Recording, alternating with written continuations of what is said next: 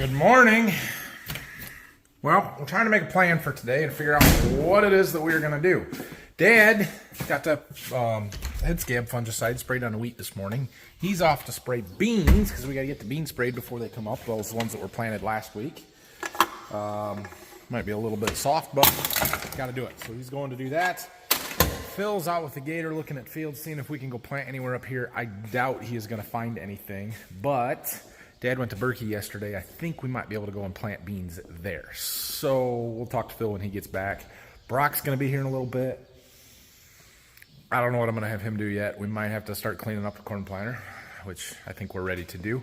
And I have to go and get family pictures this morning, so it's going to be a little off and on, whatever. And then hopefully we'll side dress this afternoon.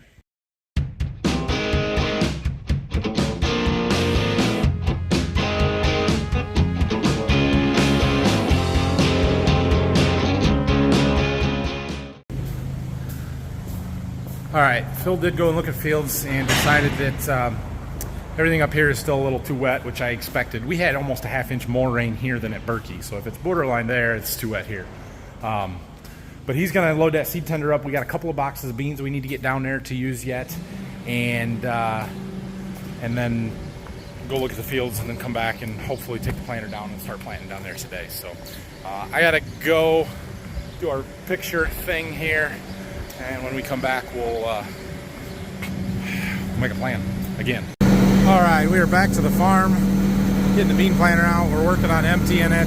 We got the one tank emptied. There was 3 half boxes. I don't know how that figures out, but there was 3 half boxes. So I got them taken out. We're gonna unfold it outside to do the other side of it because it's easier with them unfolded. And the bean planter unfolded. It's much like the corn planter, except for it's got a second rank of rows that you got to fold down before it will unfold. You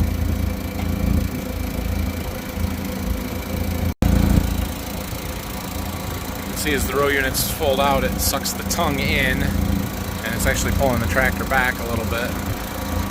This tractor doesn't roll so easy, so it wasn't really doing that with the corn planter. It was just pulling the corn planter forward. There, now we can stuff this box underneath the front of there and empty it a little easier.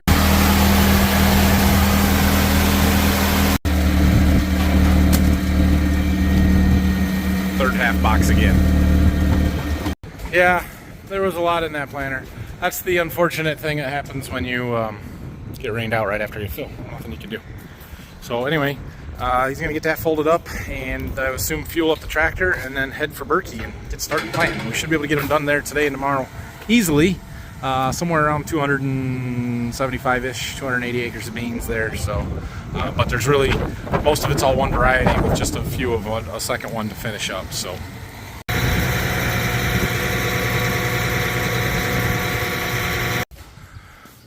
All right, Phil is off.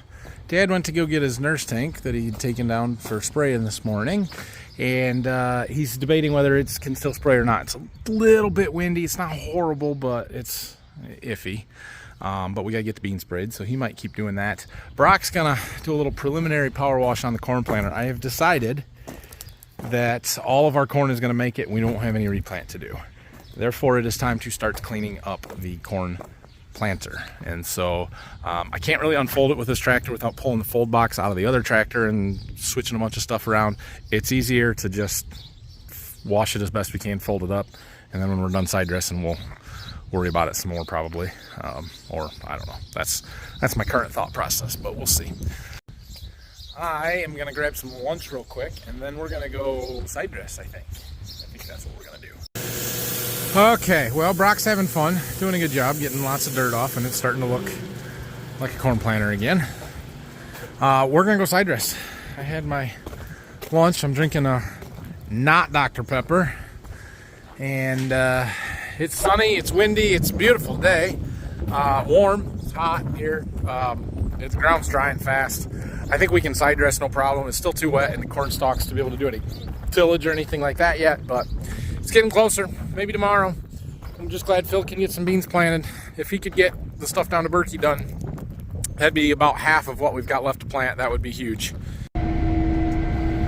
So off we go back in our 8RX to go side dress some corn. We don't have a lot of anhydrous to do today because we don't have tanks, and the fertilizer plant is closed, so we are not going to get anything more today.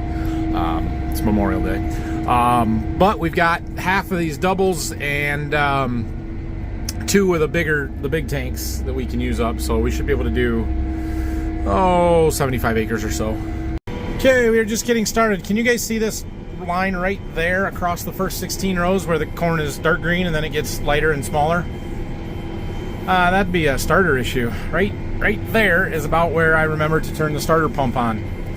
And this first little bit here did not get any. Yeah, our starter works. It does something. That's why we use it. All right, get some ends done. We're back into main rows using auto steer so I can film a little bit. We don't have any super high rates until we get down off the hill over there, so running 185 in our top zone. There's our 31 gallons per minute, and we are cruising right along at 9 miles an hour. This is fun. The bar's doing a fantastic job. We got no anhydrous vapor leaks anywhere. Like, this bar seals better than our shank style bar ever did under most circumstances. It's just incredible. It is hot today, so our pressures are running pretty high, especially when we get into these higher rates. You can see the gauges there. We're pegging them out. Those aren't on 0. Those are all the way around, running what, 70, 75, 70 psi, something like that there. But it's working. And our nitro alert monitor is working today.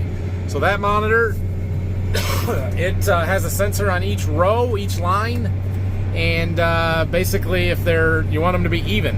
If they're above the dotted line in the middle, you got a problem, something's blocked. But as long as they're fairly close, you're doing well. Now you'll notice the 2 on the ends are super high. Well, that's because those are putting on a half rate, so there's not as much going through them anyway. And the reason they're doing a half rate is because it is a 15 shank applicator, side dressing 16 rows. So we do that so that we can keep the tractor in the same tracks that we drove in with the planter. And you'll notice that we're actually skipping a row. There's one row that does not have a blade run down it, the one that would be between the planter passes. And so in order to compensate for that, we actually put a rate and a half on the outside 2 rows. And so it puts enough on for that row that isn't having a knife run right next to it. We're getting the right rate on it. The other way to do that would be if we had a 17 shank applicator. You would put that half rate on the next one that would be out the next row, and then that one would go down the row, and it would, when you turn around, it would go right back down the same pass. Put a half rate on twice.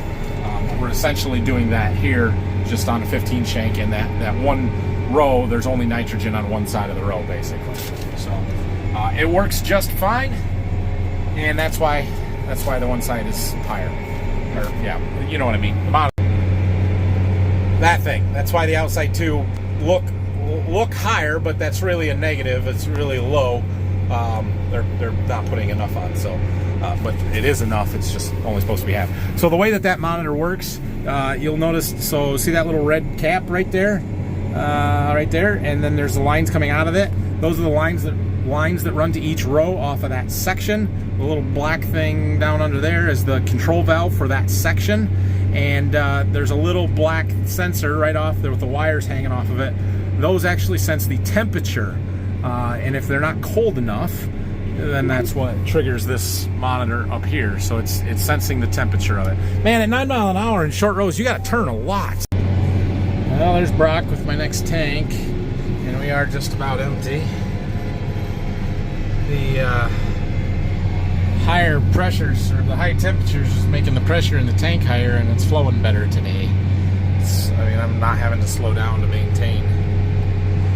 Last week when we were running, it was cooler, and I would have to slow down when the tank started getting empty because it wouldn't flow fast enough. All right, well, we swapped tanks, and we're just finishing up. We got a little bit more of some short point rows, a little back here, a little up there, and we're done here. We're gonna go do the stuff around my plot. My house is right over there. The plot is behind there. There's about 18 acres. We should have enough in this tank to do that, so we're gonna go do that. All right, this one's done.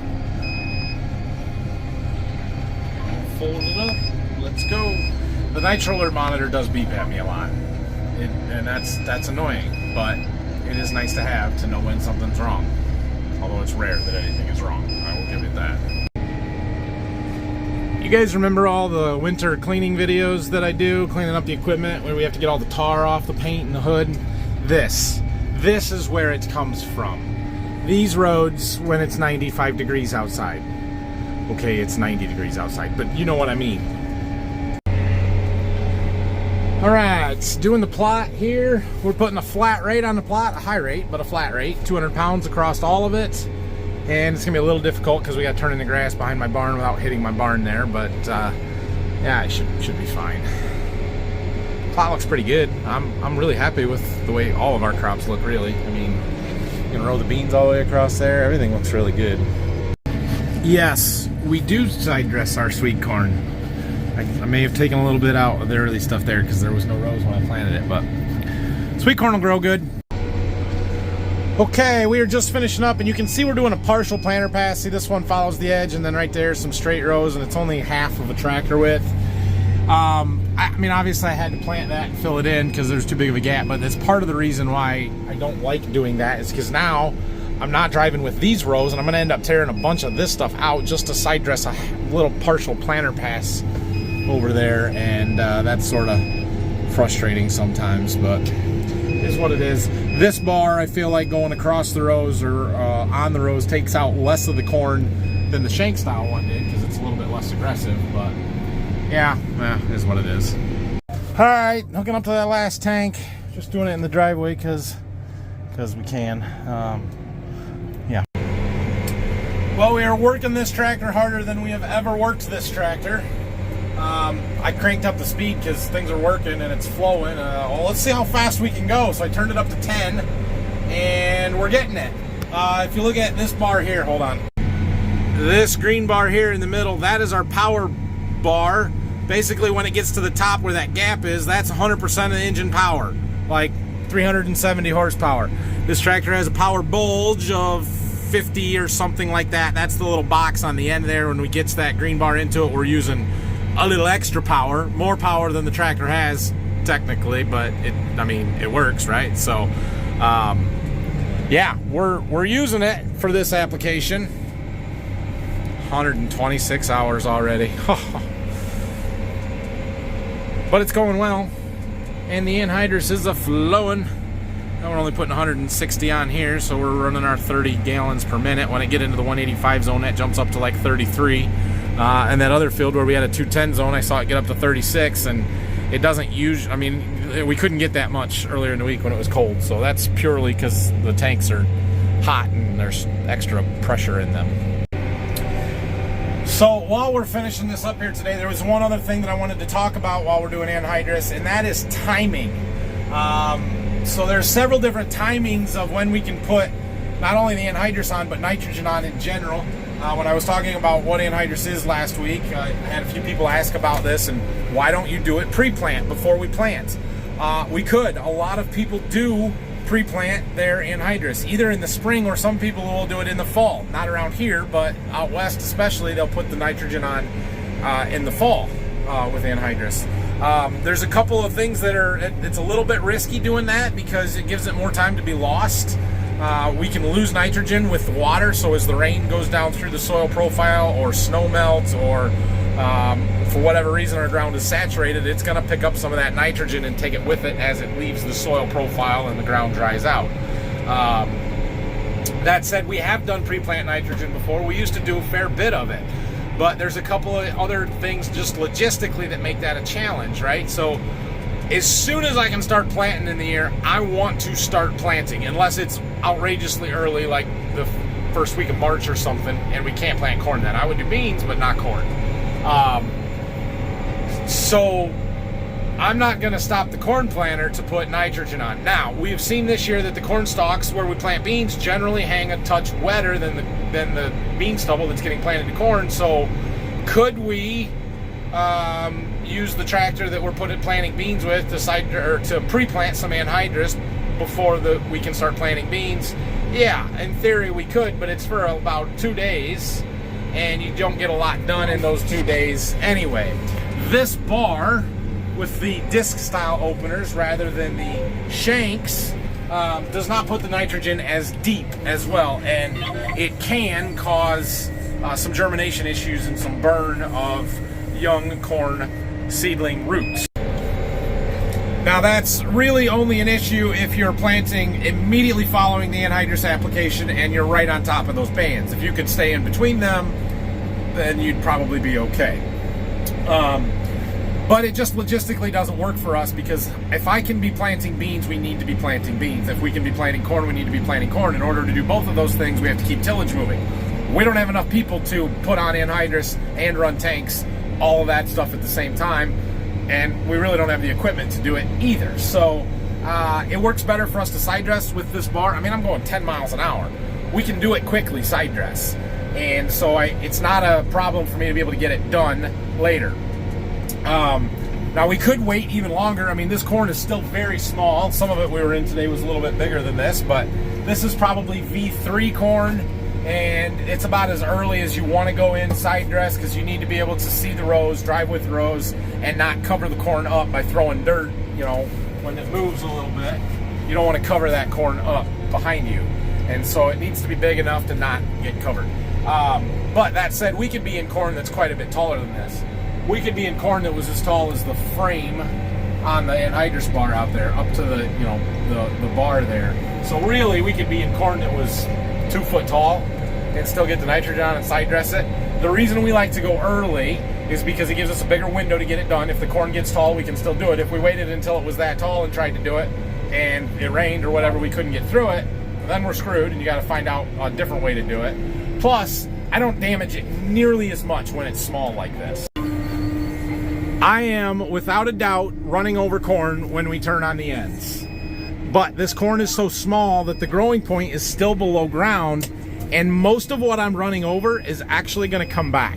I'm not killing it, I'm just breaking the leaves off the top. And it's small enough and flexible enough that it will recover from it.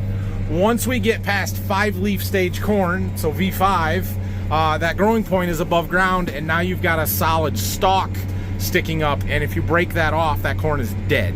So especially with, you know, 1.5 foot tall corn, anything you run over then is dead and not going to come back. You're killing it. And so this is a little bit gentler, I guess, on the crop, and the amount that we're actually damaging and hurting it is very, very minimal. Another big advantage to side dress versus pre-plant is we don't have that loss risk as much. I want to put the nitrogen on as close to when my corn and my crop needs it as possible. You know, in our irrigated field, we're actually going to put more nitrogen on up there through the irrigation water, even closer to when it's really needing it. But the majority of the nitrogen that the corn plant needs is from tassel on, or at least from the time that it starts rapidly growing, which we have not gotten to that point just yet. Like, the nitrogen demands explode around the 1st of July. So the longer we can wait, the better, but there's trade-offs both ways, and I just want to get it done, and we're side dress time period, so we're just gonna go ahead and get it done. We got quite a little hill here, and we should have bought a 410. We're using all the ponies now. Pull, baby. See, it's slowing us down. We're at 7.6. Can't maintain the 10 mile an hour because we don't have enough power. There, it's picking it back up. Yeah. Don't have enough power going up the hill. Should have bought the 410. I'm joking. The 370 is plenty and probably overkill for most of what we're doing anyway. But it's nice in situations like this to have a little more power than we did last year. And it will be very nice on the grain cart when we get to that. Well, our tank is just about empty, but we're just about done with this field. We've only got around in a little bit to do. I don't know if we're gonna make it or not. It will be close. One other thing I wanted to talk about while we're talking about nitrogen and anhydrous specifically. The cost of this application. So the price of anhydrous is outrageous. Outrageous. Last year, it was a pretty good price. And I guess what the heck, I'll share some numbers with you. It doesn't really matter, does it? Right? So last year we paid $480 a ton for anhydrous. Right? $480. This year, it was over $1,500 a ton. Over 3 times the cost for the exact same amount of product. Same product, same everything. You know, think about that. Think about it. So last year where it may have cost us, these are not accurate numbers, just random numbers, but last year where it may have cost us $100,000 to put all of our nitrogen on our corn, this year it cost $300,000. That is a huge increase. And the cost, from what I've heard, has gone up since we locked ours in. We bought ours back in February or March. Could have bought it cheaper back in the fall, way back in like September, October. But it was stupid expensive then. It was, $1,200, $1,300 a ton. And after paying less than $500 last year, we thought, no, that's ridiculous. There's no point in locking in high-priced nitrogen. Well, I mean, it's gone up since then. At last I heard the high was like $1,700 a ton. So it could have been worse, I guess. But that said again, I heard on Friday that the wholesale cost of nitrogen dropped by 30% in one day. Now, that's at a port in Florida from what I understand, but it dropped from like $1,450 down to $1,000 a ton. So we'll see what happens here. We had kind of decided to hold out and not lock in any early nitrogen because we thought that it would get cheaper this time of year, and it turns out it is going to get cheaper this time of year from the looks of it. But we already bought ours, and whether it gets cheaper than what we actually paid for or not, I don't know. What is the cost of trucking from, say, Tampa, Florida to Michigan? I bet it's not cheap. And so $1,500 a ton it is, I guess. It's outrageous. Now, the value of this corn crop does, believe it or not, still support those prices. Should we grow a decent crop, which I think we will, at least it's shaping up to be that way. We could turn off dry and have a terrible crop still. But should we grow a decent crop and the prices stay where they're at, and we've already sold some, obviously, we're still okay even paying those high input costs. It's just, it's hard to stomach, and what we're doing is playing with more dollars instead of we're out. Bummer. Didn't make it. Well, we ended up about 2 acres short on this particular field. Oh well. We'll finish it tomorrow when we can get some more tanks. But anyway, rather than, risking $700, $800, $1,000 an acre to plant a corn crop, now we've got to pay $1,500 an acre to plant a corn crop, and the amount of risk that we have, the dollars that we stand to lose should we not produce a good crop, is a lot higher. So we're not really set up to make a lot more money, but we're set up to lose a lot more. I mean, it is what it is. It's farming. That's what we've done for the last 42 years since my dad started farming here. It's a gamble. It's always been that way. It always will be that way. The numbers just change, and that's the inflationary pressure that we're under right now. While we're complaining about expensive stuff, let's throw fuel into that list of things that are ridiculous. I don't know what the price of fuel is right now, farm fuel, but I'm sure it's over $4 a gallon. Ugh. Well, Brock got our corn planter relatively cleaned up. It's not so bad until we can get it unfolded anyway. So we're gonna go ahead and put this in the new barn. I call it the new barn, but I think it'll be fine. That'll work for now. All right. Well, since we can't put any more anhydrous and Phil doesn't need our help, we got some tinkering to do. I had Brock hook the S-tine up to the 4020. We gotta go destroy some corn. I'll explain in a minute. This is is awesome. American flag. This is what freedom looks like. I just need a mullet. I wish I had a mullet. Classic American John Deere tractor. Doesn't get any better. All right, corn plot right here, right? Well, it continues out straight with the back edge of the grass there. But when planting, it's very difficult to get that edge even. So we're gonna even it out right now. We're just gonna set this S-tine in the ground, make a round, take out any corn that may be living in the way, and then we'll be good. Kind of like so, and then you ride the brake and you turn in a really sharp circle, and we clean up the other side. It's not really a plot on the other side, but I do have some starter trials over there, so we need a nice straight edge. We're too far over. Right about here. All right, it is like 6:30 on Monday, Memorial Day. I just said to the boys, time to go home. I'm done working. And Rylan says, why can Grandpa work longer than you? And what did you say? Grandpa what?